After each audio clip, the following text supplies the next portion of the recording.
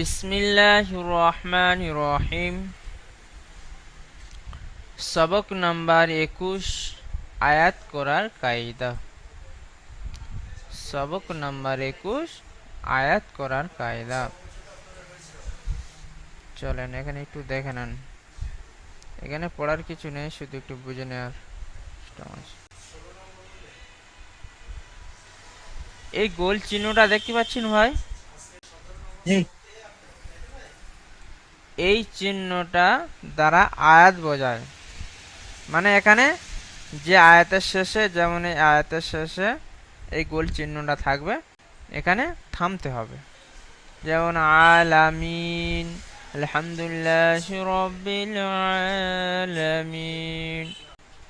যেমন এই গোল চিহ্নটা যখন থাকবে, তখন এই চিহ্নটাকে যেখানে থাকবে ওখানে থামতে হবে। তাহলে আয়াতের শেষে বা মাঝে থামতে হলে আয়াতের শেষে যদি আপনি থামেন, তাহলে জাবার জের পেশ, দু জাবার দুজে দু পেশকে সাকিন করে থামতে হবে।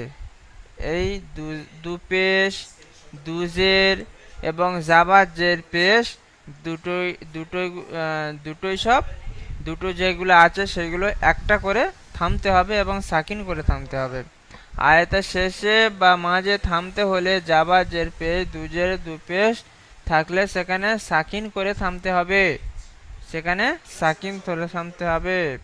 যেমন আলামিন, আহাদ, খস, আর রহিম, আলহামদ। তাহলে কি বুঝলেন? জাবা আয়াতের শেষে যদি আপনি থামতে চান, সেখানে যদি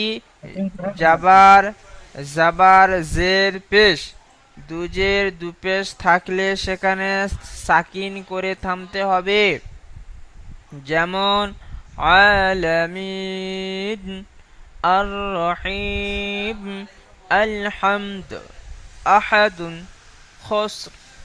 তাহলে এটা বুঝতে পেরেছেন? এই গোল চিহ্নটাকে যেখানে আয়াতের শেষে যদি থাকে সেখানে থামতে হবে। এবং এক নম্বর হলো যে আয়াতের শেষে যদি আপনি থামতে চান, সেখানে যদি জাবার জের পেশ, দু জাবার দুজের দু পেশ থাকলে সেখানে সাকিন করে থামতে হবে। যেমন আলামিন, আহাদ। চলেন, আশা করি বুঝতে পেরেছেন। আজহারুল ভাই দেখে নেন।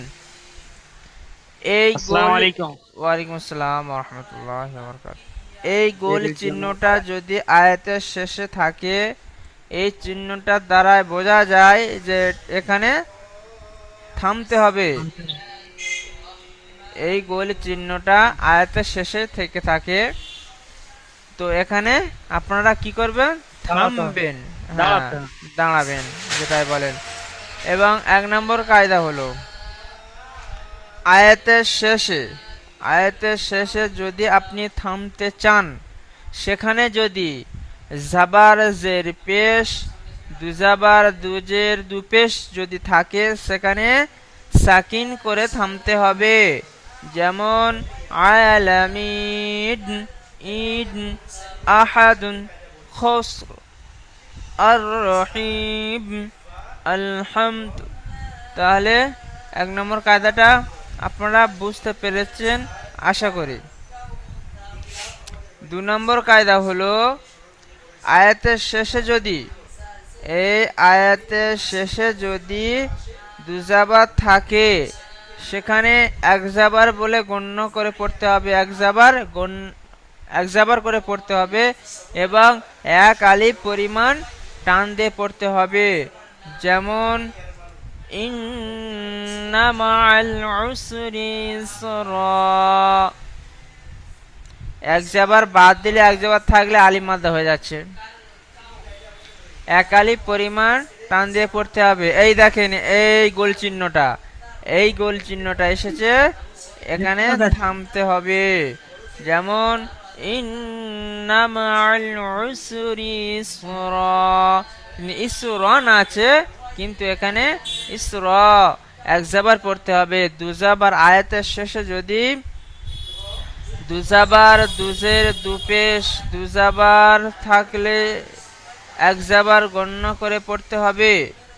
দুজাবার দুজের দুপেশ থাকলে সেখানে এক জাবার গণ্য হবে, মানে এক জাবার দিয়ে পড়তে হবে এবং এক আলিফ পরিমাণ টান দিয়ে পড়তে হবে। তাহলে এটাও বুঝতে পেরেছেন, এর আগে একবার বলে দিয়েছিলাম। 3 নম্বরে হলো আয়াতের শেষে যদি গোলতা থাকে। গোলতা বলতে এই গোলতা, এই রং থেকে এই রং থেকে এইটা, এই রং থেকে বেগুনি কালার রং থেকে এই গোলতা বলে এটা, এই লালটা, এই লাল।